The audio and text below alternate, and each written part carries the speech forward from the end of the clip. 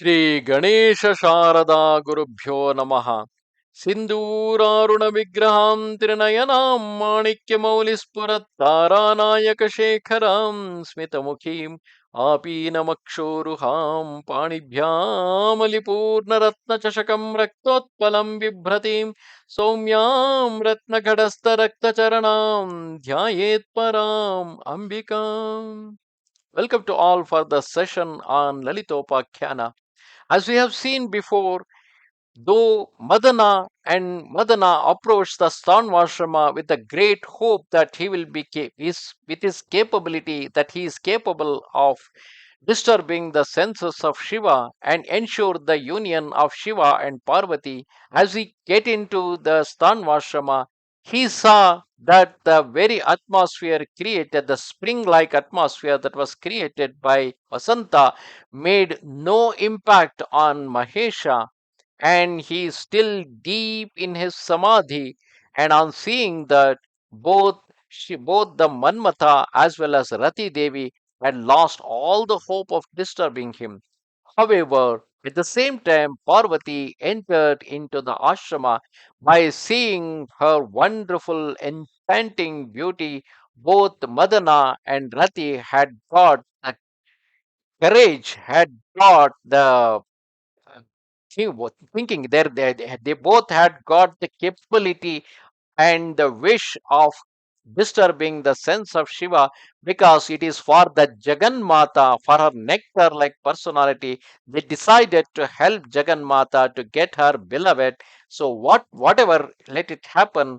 But even if something wrong happen, even if something dangerous happen, finally they were under the impression that that Parvati will be able to save both of them. So, with that, they both had got ready to disturb the senses of Shiva. At the same moment, Parvati and her handmaids halted at the outer door to the inner courtyard of the ashram where Nandishwara was keeping vigil.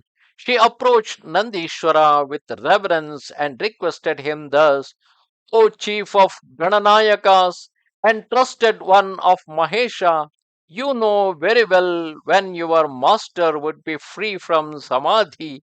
I desire his darshana now.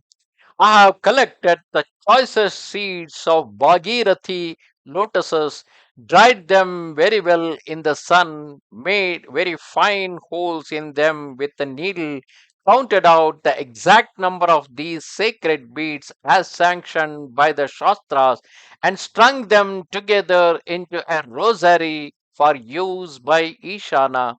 So please ascertain and obtain the Lord's permission and let me in along with my handmaids, that we may be able to serve his pleasure and return as quickly as possible. Nandishwara requested Devi to wait a while and went into the inner courtyard to see if his lord was still in samadhi. As the luck would have it, Shiva was then re entering his manas to be en rapport with the external world of duality and relativity. He released the vayus from the state of Kumbhaka, so that of the normal expiration and inspiration. Because Shiva, while he was in the samadhi, he was holding the prana shakti or the vayu in the Kumbhaka state. So he let it loose and started doing the normal expiration and inspiration, and he started looking around at the surroundings.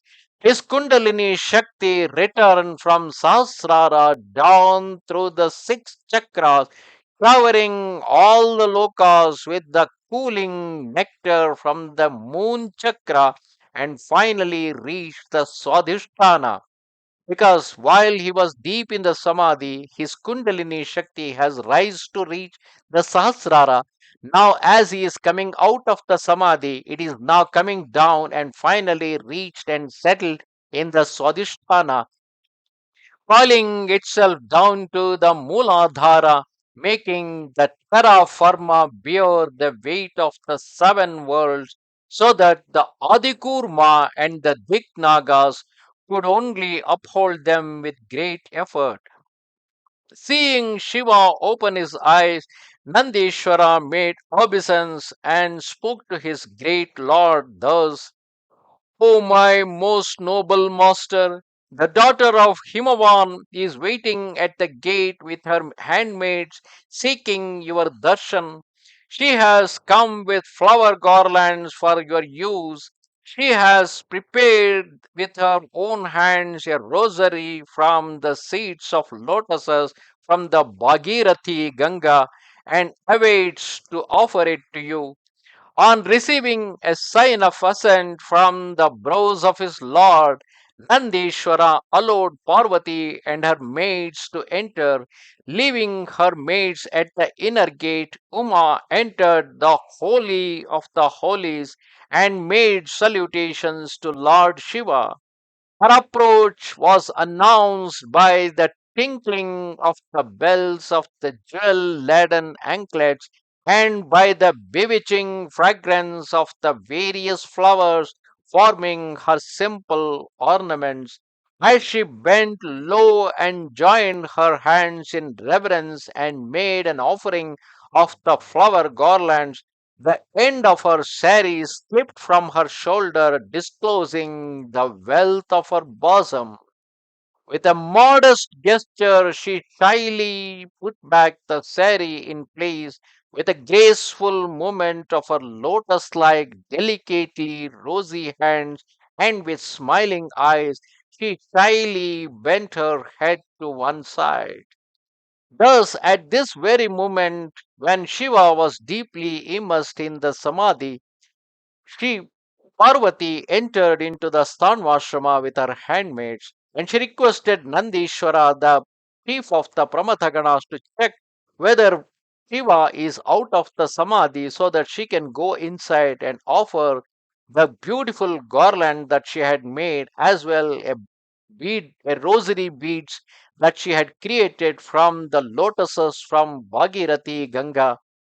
And then, as Nandishvara took the permission from Shiva and allowed her inside, she went inside alone and offered the garlands to him, as though it is by the will of something unknown.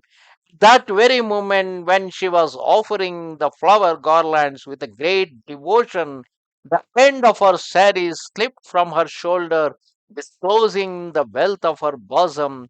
Probably Kama was waiting for that very moment to disturb the senses of Shiva, so that if Shiva looks at her lotus like, delicately rosy hands and the smiling eyes, there is all possibility that he would get into a love with Parvati.